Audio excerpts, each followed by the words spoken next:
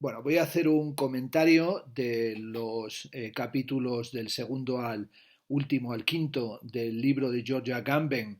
titulado Creación y Anarquía, la obra en la época de la religión capitalista. He colgado ya otro vídeo aquí en el canal de YouTube, que fue un directo en el que fui haciendo comentarios sobre el primer capítulo de este libro, primero de los capítulos titulado Arqueología de la obra de arte. En este caso no va a ser un directo, como estáis viendo, sino que es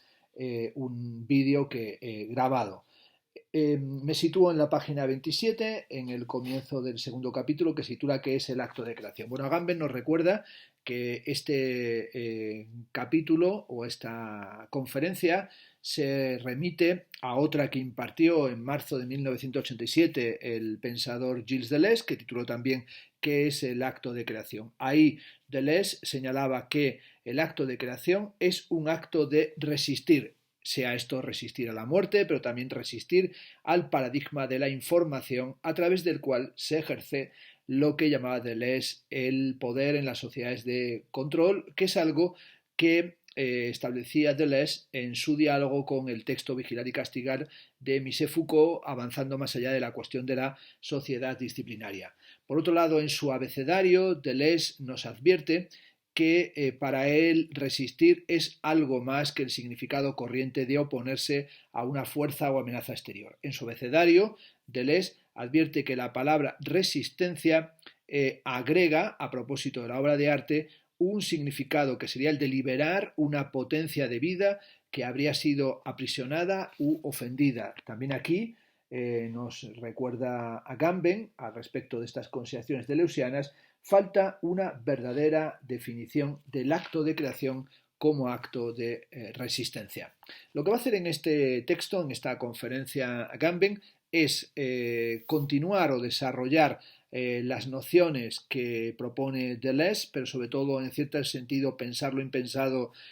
por Deleuze, y situarse en una reflexión que a su vez él entiende que es importante para el auditorio al que se dirige, que se trata de aquellos que están siguiendo sus lecciones en una escuela de arquitectura, concretamente en la Academia de Arquitectura de Mendrisio, y estas lecciones se impartieron entre octubre del 2012 y abril del año siguiente del 2013. Dice que quiere hablar, así lo señala en la página 29, del acto poético, y así dice que solamente se va a servir del término creación por cierta comodidad, pero sobre todo el énfasis que él va a hacer es en la cuestión del poiein, en la cuestión del producir. Y sobre todo nos advierte que hay que entender la resistencia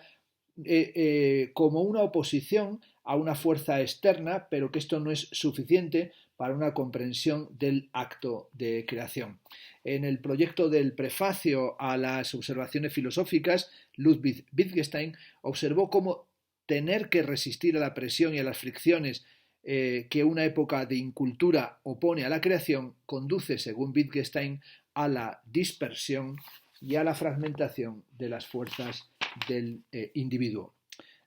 Agamben señala que él cree que la potencia que el acto de creación libera debe ser entendida como una potencia interna al acto mismo. Aquí en este capítulo va a volver sobre cuestiones aristotélicas, otra vez sobre la metafísica, sobre el libro noveno de la metafísica y el libro segundo del De Anima de Aristóteles, para entender la potencia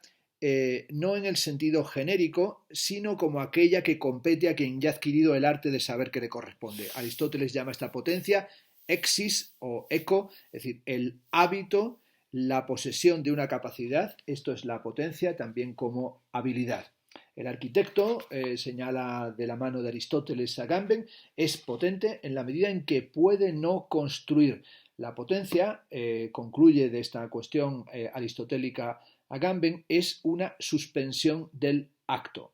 En política esto es bien sabido, dice en la página 31, y existe incluso una figura del llamado provocador que tiene justamente la tarea de obligar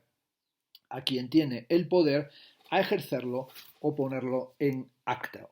Aristóteles dice en la física que la estéresis es la privación y que la privación es como una forma. Y es esta posibilidad de su no ejercicio la que tiene una importancia extrema para Agamben para pensar la relación y la pertenencia recíproca entre potencia e impotencia. La impotencia, la adinamía, escribe Aristóteles en la Metafísica, es una privación contraria a la potencia, a la dinamis. Toda potencia es impotencia de lo mismo y según lo mismo.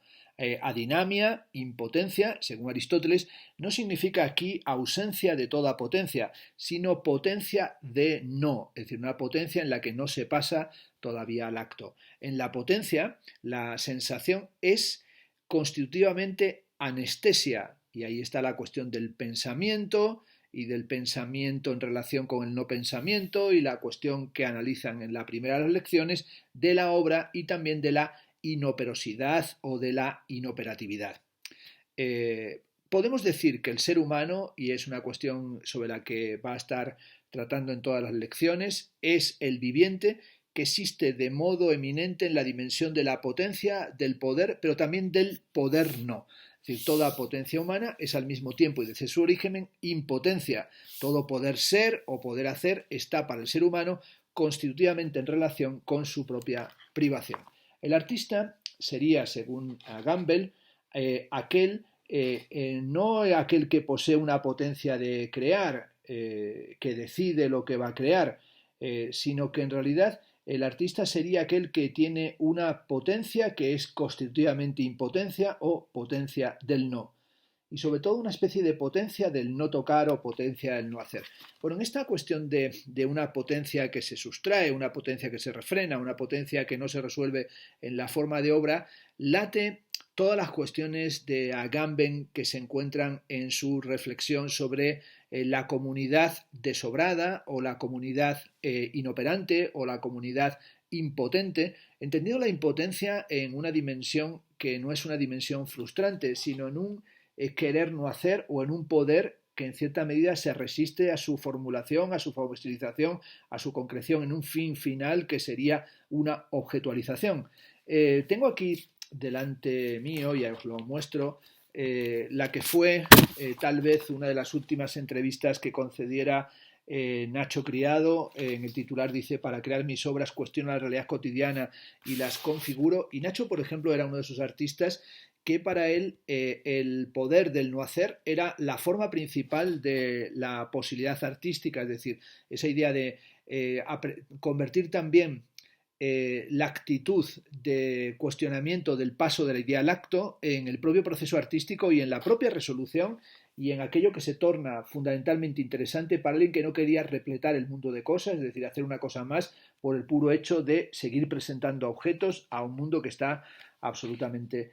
saturado. Bueno, vuelvo al texto de Agamben, aquí en la página 33, donde dice que hay en todo acto de creación algo que resiste y se opone a la expresión. Resistir, del latín sisto, etimológicamente significa detenerse, mantenerse firme, esto es resistir, es también detener. Ser poeta significa estar a merced de su propia impotencia. Una potencia, una impotencia que a veces es una especie de virtuosismo del no hacer, y de hecho cita aquí a Glenn Gould, porque también tenía un interés enorme y al que dedicó algunas obras el propio Nacho Criado, y también podríamos verlo en relación con aquella maravillosa novela de Thomas Bernhard, El malogrado, que también es sobre Glenn Gould y concretamente sobre la ejecución de las variaciones Goldberg. Ahora, dice en la página 34 Agamben, examinamos de forma más concreta la acción de la resistencia en el acto de la creación. Y aquí es donde va a retomar una serie de consideraciones sobre la mano de artista, sobre una mano que no es meramente una mano virtuosa de extrema precisión, sino una mano que tiembla, y para ello va a regresar al temblor ligero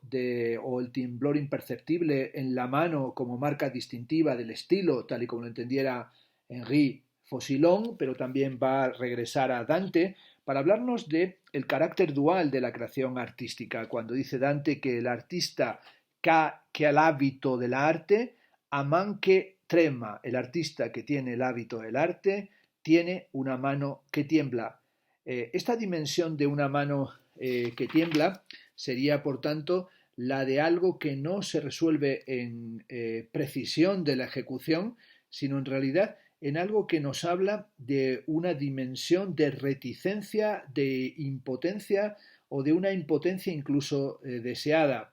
Va también a analizar la anunciación de la iglesia de San Salvador de Tiziano, donde Tiziano ha firmado esta obra con una forma inhabitual. Dice Titianus fecit fecit.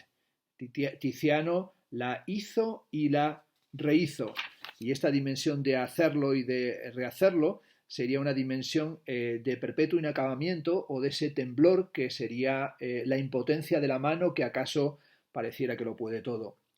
Kafka va a hablarnos del artista o del gran artista como aquel que está definido precisamente por su impresionante y sorprendente incapacidad con respecto a su arte.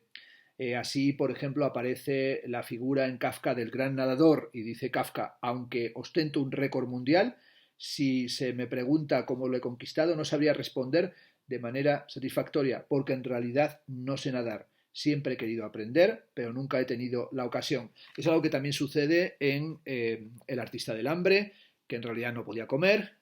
o también en Josefina la cantora y el pueblo de los ratones, que es uno de los cuentos que a mí más me fascina, sobre el que además escribió hace mucho tiempo e impartió una conferencia en el Congreso de Filósofos Jóvenes, mi hermano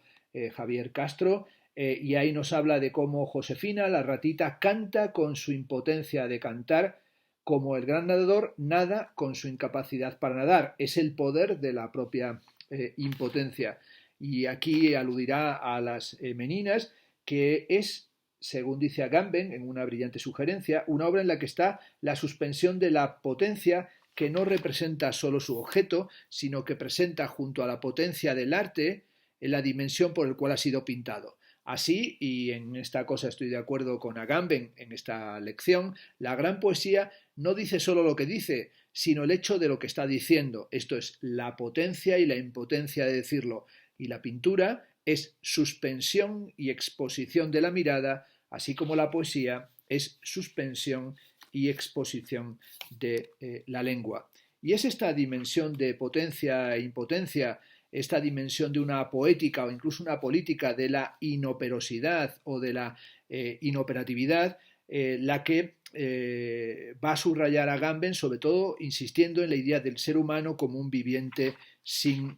obra. Va a remitir a un texto,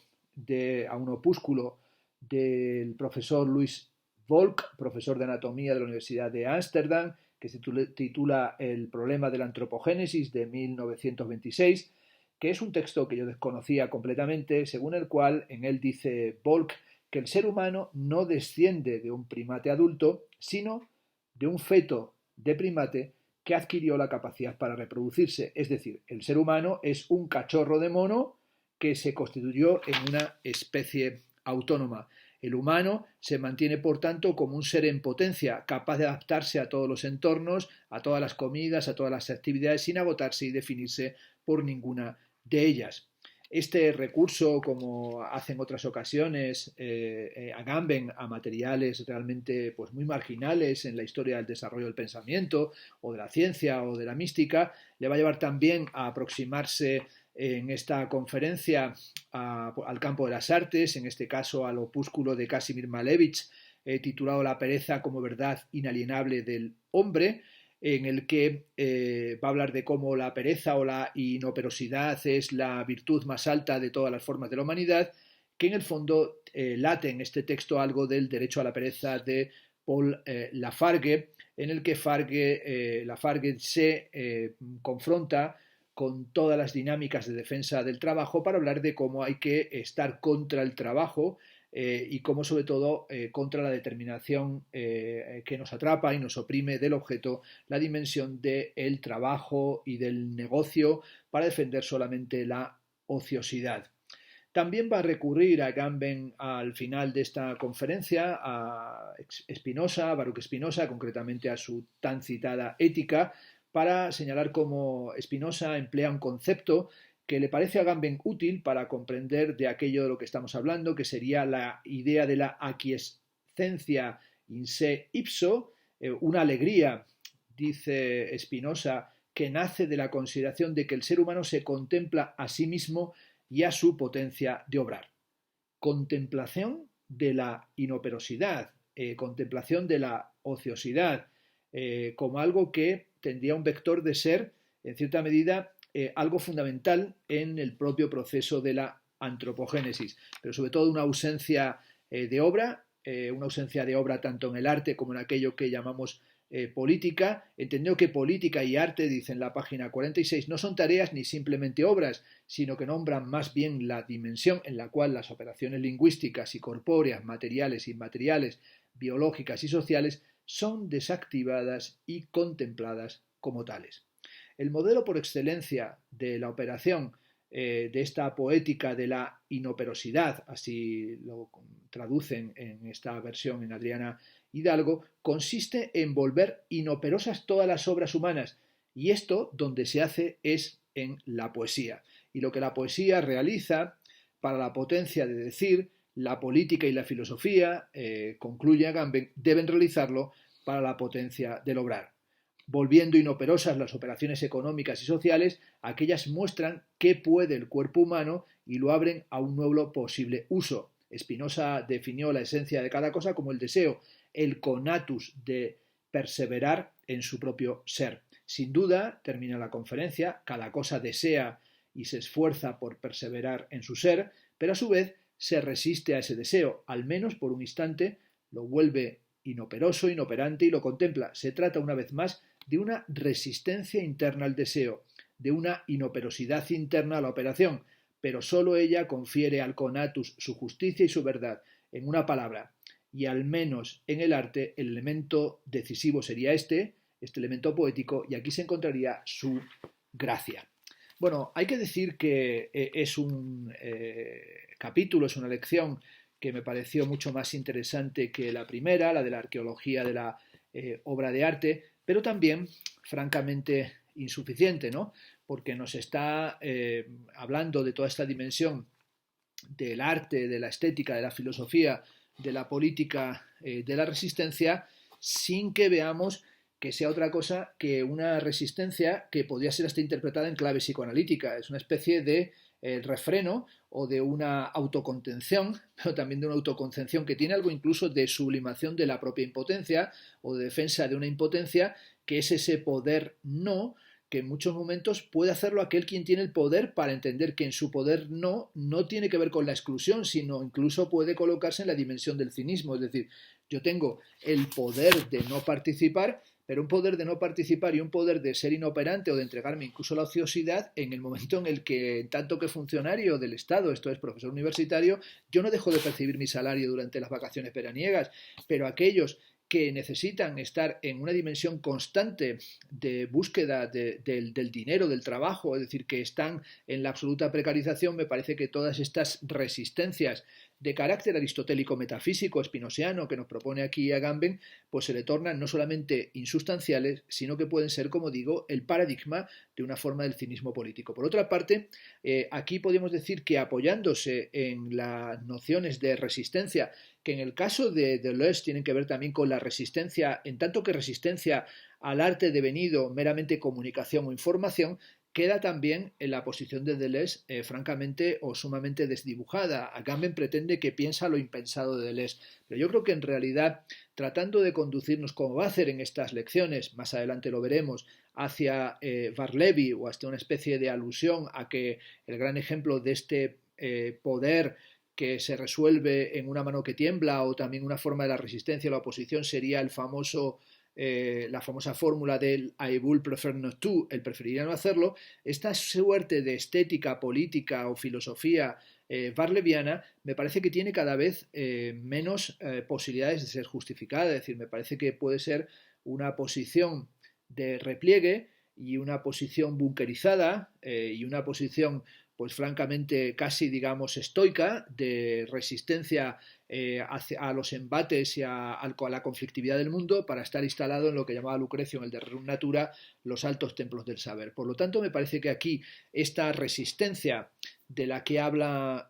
Agamben no solamente es una resistencia inoperante o poderosamente impotente, sino que me parece que es bastante falsaria en su defensa de una impotencia, porque podemos decir que es una impotencia aristocratizante o que es una impotencia francamente sublimatoria, que no atiende a las luchas y a los conflictos del presente, que no tiene ninguna operatividad, ni siquiera ninguna inoperatividad de carácter político y que tampoco me parece que esté a la altura ni del desafío de Luciano ni también de las meditaciones sobre la resistencia, que tan importantes son en Foucault y que están tan discutidas, por ejemplo, también en Zizek, ¿no? Cuando Zizek discute el paradigma de la resistencia tal y como lo ha entendido Foucault. Me parece que aquí una vez más vemos a Agamben haciendo un trabajo casi de pasamanería, un trabajo de gran filigrana y de pequeños detalles filosóficos y de juegos de palabras y de fascinación filoetimológica, pero en el que falta sobre todo una atención a los antagonismos, a las luchas, a los conflictos en los que el arte, la política, la filosofía, el pensamiento y la configuración de la sociedad se encuentran implicados en nuestro tiempo y que está en cierta medida atrapado en esa comunidad inoperante o en esa comunidad por venir o en esa comunidad desobrada, pero la obra que nos propone es una obra que me parece que está reducida en el sentido gramsciano a un síntoma mórbido. El tercero de los capítulos del libro que estoy comentando, Creación y Anarquía, la obra en la época de la religión capitalista, se titula Lo inapropiable. Y en él se va a ocupar de un concepto que es al mismo tiempo, dice, sumamente actual y también absolutamente inactual, que es la cuestión de la pobreza. Va a volver sobre sus propios pasos, es decir, sobre cuestiones que ha tratado en algunos de sus libros sistemáticos, de sus grandes textos. Aquí lo que está haciendo es retomar algunas consideraciones que ya ha hecho en su libro Altísima Pobreza. Es decir, va a volver a plantear una reflexión, en este caso muy sintética, sobre la cuestión de la pobreza en los movimientos de los siglos XI al XII que culminan en el franciscanismo. Es decir, aquella va a darle vueltas a la fórmula del vivere sine proprio, es decir, vivir sin propiedad, y también el vivere secundum formam sancti evangelii, vivir siguiendo la forma del santo evangelio, y sobre todo va a prestar atención a la gran novedad que introduce el franciscanismo, sobre todo desde el punto de vista también del derecho y de lo jurídico, es decir, de la cuestión de la propiedad. Bartolomé nos dirá en la página 50 de Saxo Ferrato,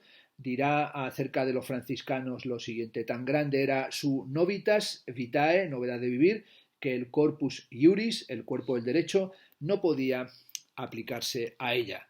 Tal dice Agamben, como la agudeza del jurista lo había intuido, rechazar la propiedad significaba de veras reivindicar la posibilidad de una existencia humana completamente por fuera del derecho. Aquí se está cuestionando no solo el derecho, sino también la cuestión del no tener derecho alguno, la abdicatio iuris, la abdicación del derecho, la idea de una comunidad que vive por fuera del derecho, es el legado franciscano que la modernidad, dice Agamben, es incapaz de pensar. Y va a ser sobre esta cuestión del franciscanismo y sobre todo la cuestión del derecho de propiedad o del rechazo del derecho de propiedad, donde aparece la idea de una vida que tiene en cuenta no el derecho, sino el uso, es decir, la cuestión del uso, es decir, puede usarse algo sin tener no solo la propiedad sobre ello, sino tampoco el derecho de uso, esto es el usufructo. Puede, dice en la página 52, desde este punto de vista, que quizá Francisco haya sido más visionario que sus sucesores al rechazar la articulación en una conceptualidad jurídica y dejar indeterminada esa cuestión del vivere sine proprio, excepto por un punto el capítulo 9 de la regla no burlada a propósito del estado de necesidad, en el cual cita la máxima propiamente jurídica, conforme a la cual necessitat non habet legem, la necesidad no tiene ley. Francisco no le da a la pobreza ninguna determinación jurídica e incluso parece entender el vivere sine proprio en el sentido bastante amplio que cuestiona incluso la posibilidad de algo así como una voluntad propia. Para pensar la pobreza en una perspectiva filosófica y como una categoría ontológica, lo que va a hacer en este capítulo Agamben es dirigirse a dos materiales filosóficos que son muy importantes. Uno es la conferencia que imparte en 1945 Martin Heidegger sobre la cuestión de la pobreza, y otros son un fragmento de Walter Benjamin escrito en 1916 que trata cuestiones jurídicas. La conferencia de Heidegger, que está traducida al español, la dicta el 27 de junio de 1945 en el castillo de Wildenstein, no lejos de Mesrich, cuando los bombardeos aliados que están afectando a la ciudad de Friburgo hacen que la universidad y la Facultad de Filosofía se refugie en ese castillo, y allí Heidegger va a dar una lección, que es una lección de clausura del curso, pero también una lección de despedida y también una lección de despedida no solo de la filosofía, sino lección de aquella vida a la que se ha encomendado la propia filosofía heideggeriana. La conferencia se titula Die Armut, la pobreza, y ahí dice Agamben en la página 54 una anotación autógrafa en la primera página del manuscrito en la que Heidegger escribe: ¿por qué en el momento presente de la historia mundial escojo interpretar para nosotros esta sentencia? Es algo que la interpretación misma deberá dejar en claro. La sentencia a la que se refiere es un fragmento de Hölderlin que dice: entre nosotros todo se concentra en lo espiritual. Para volvernos ricos nos hemos vuelto pobres. Aquí dice Agamben, sin duda hay una alusión a Corintios, cuando se dice: Jesucristo, siendo rico por vosotros, se hizo pobre a fin de que os enriquecierais con su pobreza. Se trata de una conferencia que a lo mejor un día merecería la pena que la comentáramos, y tal vez puede ser materia para hacer un directo sobre Heidegger o sobre cuestiones heideggerianas que tal vez este verano podamos desarrollar, ¿no? Una conferencia en la que Heidegger incluso se plantea la cuestión de a quiénes se tendrían que rendir, es decir, les están el régimen nacionalsocialista presionado por la llegada de los soviéticos, de los comunistas, pero también presionado por la llegada de los aliados, y va a hacer esa valoración de a quién deberían entregarse en el momento en el que desfallece la FIRUM, en el que desaparece la conducción de la conducción y desaparece también esa filosofía del originario y también el vínculo del propio Martin Heidegger con el nacionalsocialismo, que no es ocasional o no es meramente accidental, sino, como han señalado muchos, no solamente Farías, sino también Lacoulabar y otros realmente han señalado con precisión cómo dentro de su filosofía y sobre todo como dentro de planteamientos teóricos que despliegan los años 30 hay un apoyo a esa especie de ontopolítica o política ontológica o política filosófica que le hace apoyar de una forma vehemente, al principio de una forma aparentemente más tibia después, pero no por razones de carácter político-filosófico, sino más que bien por cuestiones de que no ha sido suficientemente promocionado dentro del escalafón nazi, pero como digo, apoya de una forma coherente filosóficamente al nacionalsocialismo, y en este momento está viendo que esa idea se desbarata y que su vida corre todo el riesgo, y por lo tanto a esos compañeros y a esos alumnos de filosofía les va a dar esta lección que tiene algo, digo, incluso de discurso de despedida de la vida, pero también de discurso, podríamos decir, hasta funerario. Allí Heidegger hace una definición de la pobreza que la cita Agamben en esta tercera lección en la página 54. Dice así: ¿qué significa pobre?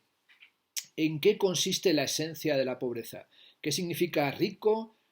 Si solo en la pobreza y a través de ella podemos volvernos ricos. Pobre y rico, según su habitual significado, conciernen a la posesión, al tener. La pobreza es un no tener, o sea, un carecer de lo necesario. La riqueza es un no carecer de lo necesario, un tener más allá de lo necesario. La esencia de la pobreza consiste, sin embargo, en un ser.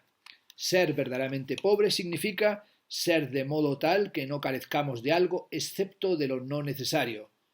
En realidad lo no necesario, advierte Agamben, sería lo superfluo. Carecer significa verdaderamente no poder ser sin lo no necesario, y así precisamente pertenecer solo a lo no necesario. Lo no necesario, lo superfluo, es, dice Agamben, lo que no proviene de la necesidad, sino lo libre. Va a reflexionar sobre este término Armut, pobreza, en el pensamiento de Heidegger y cómo aparece ya en el curso del año 2930 los conceptos fundamentales de la metafísica, mundo, finitud, soledad, donde va a definir la condición del animal y lo que él llama la pobreza del mundo del animal. La piedra, dice Heidegger, es inmundo, el animal es pobre de mundo, el ser humano es, sin embargo, configurador de mundos. Ser pobre significa para Heidegger sentir la carencia. Y bueno, y esta reflexión sobre lo humano, el animal y la relación con lo abierto le llevará a Heidegger a citar el pasaje de la epístola a los Romanos 8:19, en el que aparece la cuestión de la ansiosa expectación de la criatura. También nos recordará a Agamben, como en el curso de 1941-42 acerca del himno Andenken de Hölderlin, Heidegger vuelve al concepto de pobreza para pensar lo que llama Agamben una determinación más positiva de la pobreza. La pobreza no debe definirse solo como renuncia a la riqueza. Y aquí hay una cita de nuevo larga de Heidegger, dice así: puede ser rico y usar la riqueza solo aquel que se ha quedado pobre, en el sentido de una pobreza que no requiere renuncia alguna. Salto una parte, dice: esta pobreza de ánimo capta la esencia de la riqueza y de este modo conoce la ley y la manera en la que ésta se ofrece. Es evidente, subraya Agamben, que Heidegger busca pensar la pobreza no solo de modo negativo o como una renuncia a la riqueza, sino que su crítica a la renuncia implica también, en cierto sentido, la abdicatio de los franciscanos, prisionera, dice Agamben en la página 57, de una determinación meramente negativa de la pobreza. Va a indicar también cómo en esta situación tan dramática y conflictiva de Alemania y de Europa, lo que está en cierta medida también Heidegger planteando es la cuestión de cómo entender la pobreza en el momento, podríamos decir, del final de la filosofía y acaso de su propio final. Y es ahí donde tiene que plantear la cuestión también de la pobreza en relación con el destino histórico, pero también con el destino histórico que está suponiendo el final del nacionalsocialismo aplastado por el comunismo. Y así dirá Heidegger en esa conferencia de 1945: pobres no nos volveremos por lo que bajo el inadecuado nombre de comunismo se anuncia como destino del mundo histórico. En el ser pobre, el comunismo no es simplemente evitado o sorteado, sino que es superado en su esencia. Solo de este modo podremos de veras ponerle fin. Dice Agamben que si se ha detenido, si presta atención a los textos de Heidegger, es para mostrar no que esté de acuerdo con ellos, sino su insuficiencia. Heidegger, según Agamben, así como los franciscanos, no solo no llega a una determinación positiva de la pobreza, sino que esa determinación negativa es invertida arbitrariamente en positivo, lo que los franciscanos se habían cuidado muy bien de no hacer. La concepción heideggeriana de la pobreza no es algo que le sirva a Agamben, o por lo menos así lo declara. Por eso va a tratar de encontrar una determinación diferente de la pobreza en un texto de Walter Benjamin del año 1916, un texto que se titula Apuntes para un trabajo sobre la categoría de justicia. Es un texto fragmentario, nos recuerda a Agamben y oscuro, en el cual el concepto de pobreza no figura, pero dice Agamben que le interesa porque la justicia allí se define como la condición de un bien que no puede devenir posesión. Y nos dice que solo este bien es el bien a través del cual los bienes se vuelven sin posesión. Y lo califica como vecislos. Pero vecislos es un adjetivo, nos dice aquí la traducción, que también puede significar pobre. Benjamin no parece referirse a la buena voluntad de un sujeto, sino que constituye un estado del mundo. La justicia, según Benjamin, designa la categoría ética de lo existente. Puede existir la virtud, pero la justicia, esto es Benjamin, en última instancia únicamente puede ser como estado del mundo o como estado de Dios. Va a proponer a raíz de este texto de Benjamin, por cierto, un texto que cita en 2 párrafos, pero que tampoco podemos, de lo que dice en esta conferencia, sacar una conclusión clara de qué es lo que le está aportando el texto, salvo que está insatisfecho con lo que ha encontrado en el texto de Heidegger y en el propio franciscanismo, en su idea de pobreza o en la vida propia, y de repente aparece esta noción de la categoría ética de lo existente que se sustancia en la cuestión de la justicia y del derecho, pero como digo, no lo aclara, sino que directamente pasa, dice, a proponer una definición de la pobreza. Dice, la pobreza, página 61, es la relación con un inapropiable, y ser pobre significa mantenerse en relación con un bien inapropiable. Bueno, esta es la noción que aquí propone. Y sobre todo dice que el concepto franciscano puede ser de pobreza redefinido a partir de esta cuestión. Bueno, dice que si en palabras de Benjamin la justicia es la condición de un bien que no puede convertirse en posesión, entonces también la proximidad entre pobreza y justicia adquiere un significado decisivo. También advierte que esta cuestión podría llevar a un correcto planteamiento del tema del cuerpo a partir de la doctrina fenomenológica, y para ello va a recurrir a Husserl y a Edith Stein y la polémica que van a tener contra la teoría de Theodor Lipps de la empatía. Me parece que aquí en este capítulo Agamben va a ir, como vemos, acumulando pues la aproximación a Heidegger, una cierta genealogía del concepto de pobreza en la ontología de Heidegger de final de los años 20,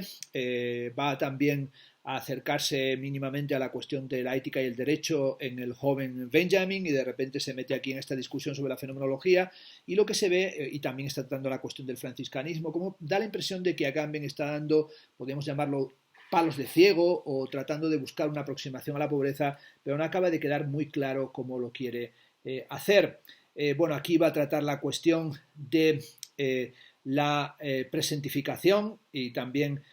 la percepción de una mano como una mano viva, y también la cuestión de la empatía, tal y como se encuentra en los volúmenes 13 y 14 de las Husserlianas, donde está la cuestión de la percepción de la mano del otro, y sobre todo qué tipo de discusión hay sobre la cuestión de la primacía y la originalidad del cuerpo propio, y en qué medida esto se va tornando en estos debates algo convincente. Como también aquí, tratando esta cuestión de la empatía y la cuestión de la propiedad y la impropiedad en la percepción y la relación con el cuerpo propio y el del otro, va a añadir un elemento más, y en este caso se trata del ensayo de 1935 de Emmanuel Levinas titulado De la evasión, donde somete las experiencias corpóreas, tanto a las familiares cuanto a las desagradables, a un examen pues minucioso, sobre todo la cuestión de la vergüenza, la náusea y la necesidad. Un texto que Agamben advierte, esto sí, con lucidez, que no es otra cosa que una exageración de cuestiones planteadas, aunque no completamente formuladas, por Martin Heidegger en Ser y Tiempo. Y sobre todo la cuestión de la náusea y la vergüenza, y nos dirá en la página 67 que lo que define estas experiencias, o como las define Levinas, no es por una falta o un defecto de ser que buscamos colmar o de las cuales tomamos distancia. Se basan, por el contrario, en un movimiento doble en el cual el sujeto se encuentra, por una parte, entregado irremisiblemente a su cuerpo, y por otra, del mismo modo, inexorablemente incapaz de asumirlo, ya sea esta cuestión en la vergüenza de la desnudez o, sobre todo, en esta sensación de abyección con respecto a la propia corporalidad. Citará un pasaje de Levinas en el que dice que la vergüenza aparece cada vez que no logramos olvidar nuestra desnudez, se refiere a todo lo que se querría ocultar y que no podemos cubrir. Lo que aparece en la vergüenza es precisamente el hecho de estar aferrados a nosotros mismos, la imposibilidad radical de escaparnos para ocultarnos a nosotros mismos. La náusea es, sigue aquí con Levinas, una presencia repugnante de nosotros para nosotros mismos, que en el instante en el que es vivida se nos presenta como insuperable. Bueno, entrando en esta cuestión, en esta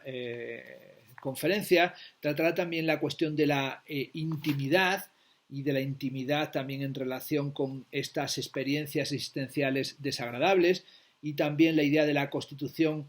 corpórea y también esa corporalidad de lo lingüístico en el sentido estoico, y cómo dentro de la lengua materna incluso se produce una especie de desfamiliarización que tiene que ver con los lapsus, los balbuceos, los olvidos repentinos y la afasia, y que aparece una especie de condición ajena de la lengua para el hablante, que es algo que además es muy propio del ámbito de la poesía, esa cuestión del devenir extranjera de la lengua. Recordemos el poema Mnemosyne de Hölderlin, un signo somos, sin dolor existimos y casi hemos perdido la lengua en el país natal. Es decir, el oficio del poeta no es solamente el de dominar y apropiarse la lengua, sino también es el de abandonar las convenciones de lo común y tornar extranjera la lengua. Y es, por tanto, dice Agamben, algo así como un gesto bipolar. Y es la cuestión también de la relación entre estilo y maniera que nombran, dice en la página 70, los dos polos irreductibles del gesto poético. Si el estilo marca un rasgo más propio, la maniera registra una exigencia inversa de expropiación y de no pertenencia. Nos recordará aquí que el lingüista Ernst Lewy, que había sido profesor de Benjamin en Berlín, publicó en el año 1913 un estudio sobre la lengua del viejo Goethe, subtitulado Ensayo sobre la lengua del individuo. En este texto, Ernst Lewy había observado cómo entre la evidencia de que hay una transformación de la lengua de Goethe en sus obras más tardías, y sobre todo cómo el anciano poeta estaba avanzando hacia o desde la morfología de las lenguas indoeuropeas hacia otras formas de lenguas aglutinantes, como si estuviera avanzando hacia el turco. Se exiliaba, advertía Lewy, de la lengua más allá de sus fronteras, hacia territorios cada vez más lejanos, como si el poeta, dice Agamben en la página 71, escribiera a la sazón en una lengua que le era tan propia que se había vuelto completamente extranjera. Este tipo de tensiones entre estilo y maniera se encuentran en la obra tardía de los artistas, en la pintura del viejo Tiziano o en Miguel Ángel, pero también nos recuerda cómo los gramáticos alejandrinos habían subrayado que el estilo de Platón va a ir pasando de ser diáfano en sus primeros diálogos a ser oscuro y exageradamente paratáctico en los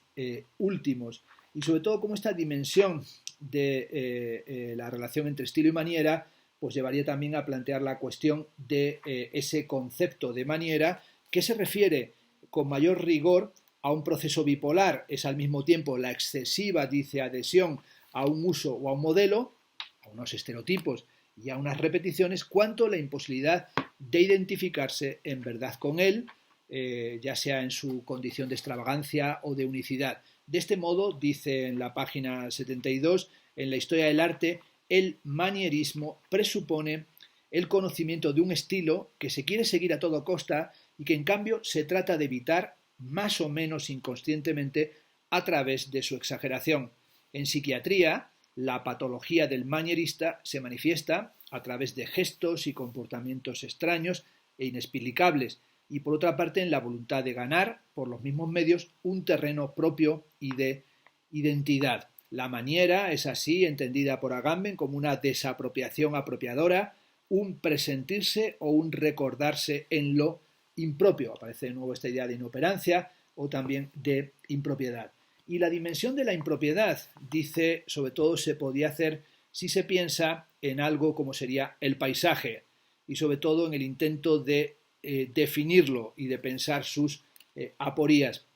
Es interesante en esta parte de la conferencia, como veis, conferencia muy intrincada. Recuerdo, comienza hablando de los franciscanos, luego se mete con Heidegger, luego sigue con Benjamin, luego va a la fenomenología de Husserl y de Stein en su debate con Lipps sobre la cuestión de la empatía, luego va a pasar a Levinas, luego va a meterse a la cuestión del estilo y la maniera, y de pronto aquí va a meterse ya a tratar la cuestión del paisaje, y venimos desde el principio a tratar la cuestión de la actualidad e inactualidad de la pobreza, es decir, que en realidad aquí está Agamben metiéndose en una especie de deslizamiento divagatorio que resulta evidente, difícil seguirle el paso a través del texto, y que seguramente habría sido imposible entender hacia dónde se encaminaba cuando se escuchaba como una lección, es decir, cuando se le estaba escuchando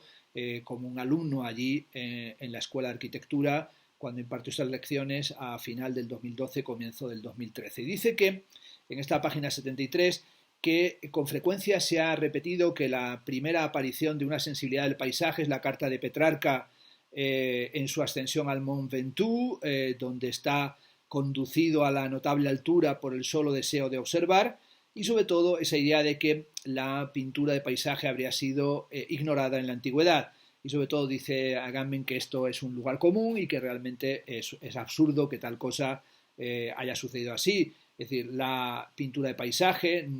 y el paisaje no lo inventa Petrarca, ni tampoco ha sido una invención de la pintura holandesa del siglo XV. No solo el lugar, dice Agamben,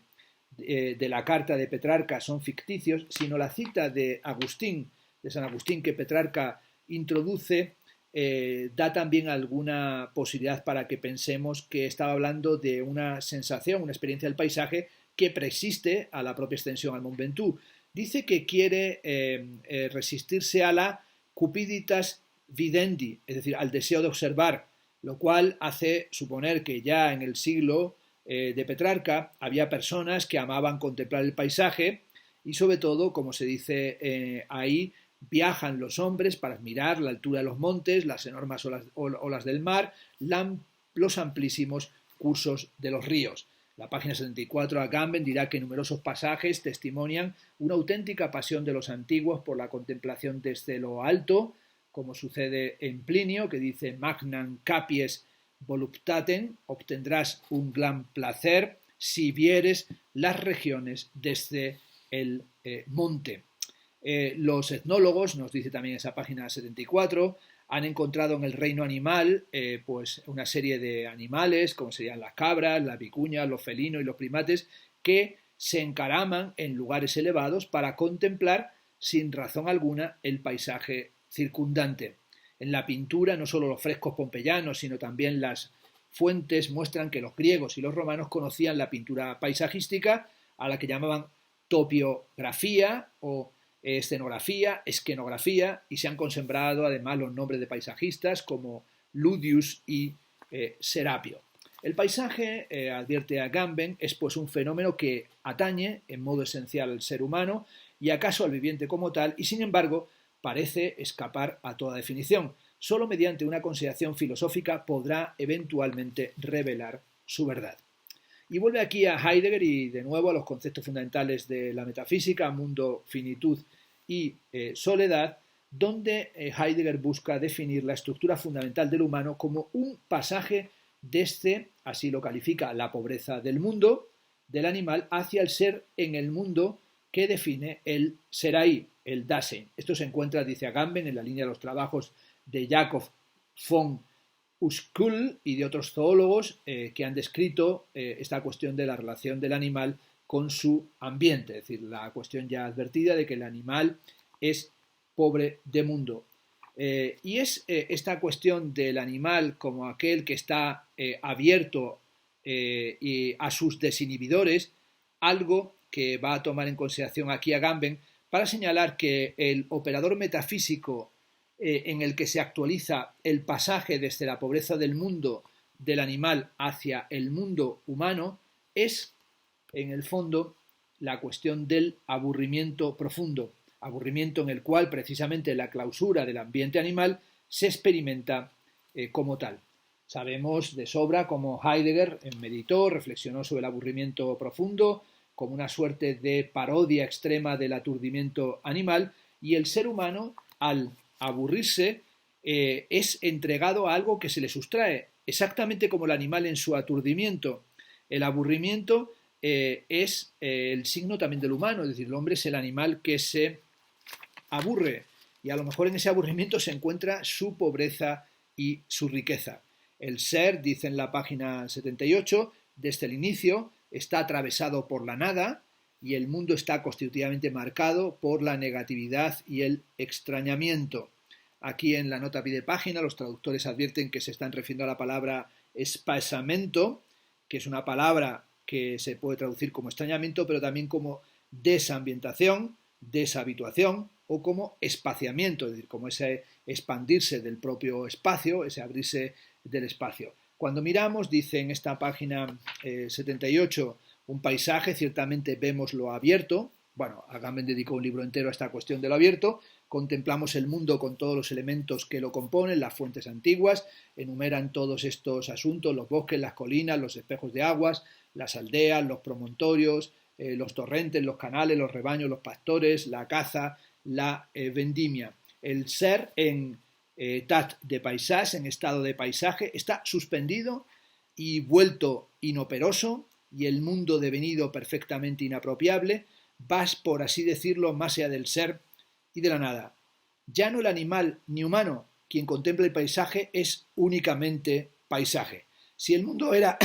la inoperosidad del ambiente animal, el paisaje es la inoperosidad de la inoperosidad, el ser desactivado. Ni desinhibidores animales ni entes. Los elementos que forman el paisaje son ontológicamente neutros. Termina la conferencia. En cuanto ha sido llevado en este sentido más allá del ser, el paisaje es la forma eminente del uso. Por eso, si en el mundo el ser humano era necesariamente arrojado y extrañado, en el paisaje está finalmente en casa. Pais, de pagus, pago, aldea, es en su origen, según los etimólogos, el saludo que se intercambiaban aquellos que se reconocían de la misma aldea. El paisaje es la casa del ser. Bueno, esta es en mi opinión, y voy a concluir aquí este segundo vídeo sobre el libro Creación y Anarquía de Agamben para comentar en otro los dos capítulos finales de este libro, los dos capítulos finales que se titulan ¿Qué es el mando? Y el último que se titula El capitalismo como religión. Esta conferencia que acabo de leer, muchos pasajes que tenía subrayados del mismo, es también otro ejemplo de este pensamiento filosófico en el que se aproximan y se citan multitud de fuentes filosóficas y se plantea esta especie de mezcla entre fascinación latina, ¿no? Y con numerosas citas latinas y también numerosas citas alemanas a textos de Heidegger, Benjamin, Husserl, y este uso de materiales canónicos de la filosofía para finalmente, tratando una cuestión tan importante como sería la pobreza, llegar a una conclusión tan demoledora como la cuestión de que el paisaje es la casa del ser, una noción o una frase que puede valer lo mismo para, podríamos decir ya en plan muy banal, un roto que un descosido, es decir, una frase que podía causar o puede causar en nosotros la misma perplejidad que causarían las consideraciones que hizo Martin Heidegger cuando acudió a aquel congreso y soltó la conferencia Construir, Habitar, Pensar, en un congreso en el que, entre otras cosas, se hablaba sobre las posibilidades y cuáles eran las opciones para la reconstrucción de las ciudades alemanas después de los bombardeos y de la destrucción de la Segunda Guerra Mundial. Es decir, si todo lo que la filosofía, y sobre todo la filosofía de un pensador tan potente y tan brillante como Agamben, si todo lo que la filosofía puede ofrecernos y proponernos para pensar la actualidad y inactualidad de la pobreza, se va a resumir en estas consideraciones sobre lo inapropiable, sobre la fenomenología, en la percepción de la captación de la mano del otro, de la mano de Husserl, sobre la náusea y la vergüenza de sí y la dimensión de la altísima pobreza de los franciscanos o la relación entre el derecho y la ética para finalmente llegar a hablar del aburrimiento y esta revisión del concepto de paisaje. Es decir, si finalmente lo único que nos puede ofrecer es este saludo de los que son del mismo pago y aldea, pues entran ganas de exiliarse de la propia filosofía, es decir, porque no aportan nada, por más que esté constantemente aquí Agamben hablándonos de la necesidad de buscar una definición de la pobreza, que la que ofrece es realmente de una pobreza alarmante también la propia definición, o una definición del paisaje, o una definición de la potencia y de la inapropiación o de la inoperosidad, pues habrá que decir que de nuevo este texto es absolutamente inoperante, pero en el sentido más peyorativo de la inoperancia. Es decir, una inoperancia porque lo único que viene a operarnos, o lo único que viene sintomatológicamente a demostrarnos, es la incapacidad de este tipo de filosofía para pensar la pobreza y la precariedad bienvenido habría sido, acaso, tirar del hilo, dado que recurre a Benjamin para tomar el texto que lo conoce de sobra, Agamben, experiencia y pobreza, para saber cómo nos hemos vuelto pobres y sobre todo cómo ese volvernos pobres exige una reconsideración de la relación con la barbarie y una necesidad de abrir un camino a través de los escombros. Y también hay que abrir un camino a través de la pedantería de la filosofía, encriptada finalmente en una referencia ombliguista en la que remite a un texto y a otro y se desliza a través de ellos sin finalmente pensar qué supone esa carencia, esa pobreza que lleva a una condición existencial que acaso sea la dificultad para sobrevivir o para llevar una vida que sea una vida digna y que no sea meramente ese complacernos con el paisajismo, con el pagus, con el pago, con la aldea, con la ruralidad, con el encontrarnos o reconocernos en una misma aldea o en esta casa del ser, cuando son muchos los que carecen no solamente del paisaje, sino que el único horizonte que tienen es el de las penalidades y sufrimientos para hacer soportable y sobrevivir o para encontrar formas de subsistir en una vida en un tiempo desquiciado, sino también incluso carecen de esa casa y careciendo de esa casa difícilmente van a tener un paisaje del ser. Por lo tanto, esta tercera conferencia me parece una conferencia, no digo ya conflictiva, sino una conferencia que me parece que marca una encrucijada de los problemas y las lacras de cierta forma de entender la filosofía.